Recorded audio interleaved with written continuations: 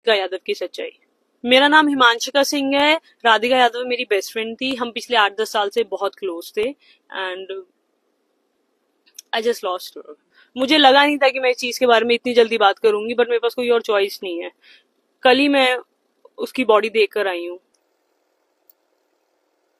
इस वीडियो का soul purpose यही है कि तुम सब जान पाओ कि राधिका कौन थी। राधिका यादव एक इंटरनेशनल लेवल टेनिस प्लेयर थी। वो मेरी बहुत अच्छी दोस्त थी। वो बहुत ज्यादा काइंड सोल थी। वो बहुत स्वीट थी, बहुत ज्यादा इनोसेंट थी एंड वो पिछले 18 साल से टेनिस परस्यू कर रही थी। उसको फोटोज क्लिक करवाना और वीडियोस वगैरह बनाना बहुत ज्यादा पसंद था। वो जो एक कमर्शियल वीडियो उसकी चल रही है, वो एक बस नॉर्मल म्यूजिक वीडियो थी जो उसने आई गेस 1-1.5 साल पहले शूट करी थी एंड उसके खुद के फादर ने उसे ड्रॉप करा था। उसके अलावा भी उसके काफी ज्यादा शूट्स थे एंड पर धीरे धीरे करके वो सब चीजें बंद हो गई बिकॉज उसके पेरेंट्स बहुत ज्यादा वो बहुत ज्यादा ऐसे थे कि लोग क्या कहेंगे। उनके पास हमेशा से ही सोसाइटल प्रेशर बहुत ज्यादा था और वो हमेशा से ही ऑर्थोडॉक्स थे। मतलब वो रोका टोकी हर चीज में रहती थी। मतलब मैं और राधिका, हमने I think we started playing in back 2012 या 13 में। हम साथ में ट्रैवल भी करते थे। हमने आपस में भी बहुत सारे मैचेस खेले हैं। तो मतलब मैंने उसे देखा नहीं है कि किसी से ज्यादा बात करते हुए। हमेशा देखा है कि वो अपने पेरेंट्स के साथ ही रहती है एंड लव जिहाद के बारे में बात हो रही है। आपके पास कोई किसी के पास कोई प्रूफ क्यों नहीं है? लव जिहाद, वो किसी से बात भी नहीं करती थी। उसके घर पे इतनी ज्यादा रिस्ट्रिक्शंस थी, बट वो बहुत टाइम से ना अपने घर पे सफर कर रही थी। बहुत ज्यादा उसको ना घर पे बहुत ज्यादा घुटन महसूस होती थी क्योंकि ऐसे कौन ही रहना चाहेगा यार, हर चीज का एक्सप्लेन करते रहना कि क्यों कर रहे हैं, क्या कर रहे हैं, किससे बात कर रहे हो। आई रिमेम्बर वीडियो कॉल्स पे भी उसको दिखाना पड़ता था कि अभी देखो हिमांशिका से मेरी बात हो रही है। मैं उसके घर पे भी विजिट करती थी तो उसकी एकेडमी उसके घर से हार्डली 50 मीटर्स दूर थी, बट फिर भी उसको घर पे आने का एक टाइम था कि इससे लेट नहीं हो सकते हैं। 50 मीटर इतना है कि आप घर से उसकी एकेडमी देख सकते हो जहाँ पे उसने कोचिंग स्टार्ट करी थी।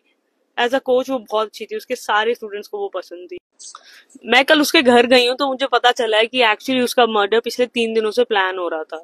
On 10th of July I was working out and मेरे को एक कॉल आती है मेरी फ्रेंड की। मैंने उठाई नहीं एंड फिर मैं देखती हूँ एक आर्टिकल आता है, होता है कि Radhika Yadav shot dead by own father.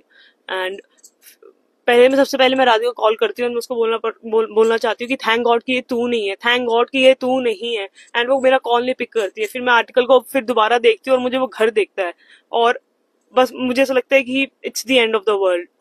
मतलब मेरे पैरों के नीचे से जमीन चली जाती है।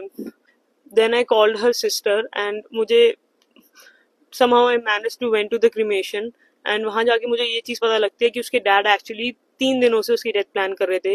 इन्हों रिवॉल्वर लेकर आए थे एंड बस उसकी मॉम को दूसरे कमरे में रखा था। उसके भाई को किसी बहाने से बाहर भेज दिया गया था।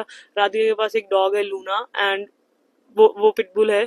तो मतलब she would have also saved her, but उसको भी घर से थोड़ा बाहर रखा गया था and he waited for the right moment और पीछे से मार दिया। मतलब 5 गोलियां कौन सा बाप मारता है? मुझे तो ये समझ में नहीं आ रहा इतना उसने क्या ही करा था। अपेरेंटली उसके डैड उनके फ्रेंड्स के इन्फ्लुएंस में आके, क्योंकि उसके उनके जो फ्रेंड्स थे वो बहुत ज्यादा जेलस हो गए थे राधिका की सक्सेस से।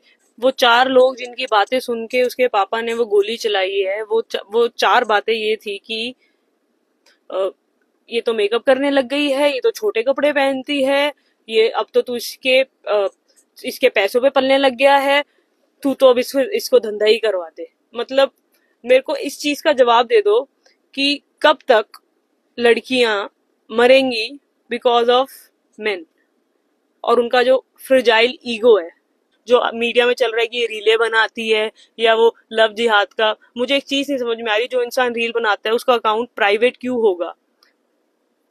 उसके अकाउंट में सिर्फ 68 लोग हैं। 68 लोग। जो इंसान रील डालता है उसके कभी इतने कम फॉलोअर्स नहीं हो सकते हैं।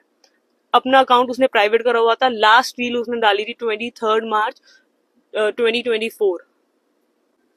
मैं रही हूँ उसके साथ, मैं उसको जानती थी और मुझे पता है कि वो बहुत ज्यादा शरीफ थी। बट पिछले 10 दिनों में उसकी लाइफ इतनी ज्यादा मिजरेबल हो गई थी कि उसने बस गिव अप कर दिया था। उसने बोला था कि जो तुम बोलोगे, मैं जैसे तुम बोलोगे मैं रहने को तैयार हूँ। बट वही है, उसके पापा का इतना ज्यादा दिमाग खराब हो रहा था, हो रख, हो रखा था कि कोई फेस पे एक्सप्रेशन भी नहीं था। मतलब वो इंसान को दिख रहा था कि कोई साइकोलॉजिकल प्रॉब्लम है, बट वही है, बात किससे करे। मुझे बस एक चीज समझ में नहीं आती है कि कब तक ये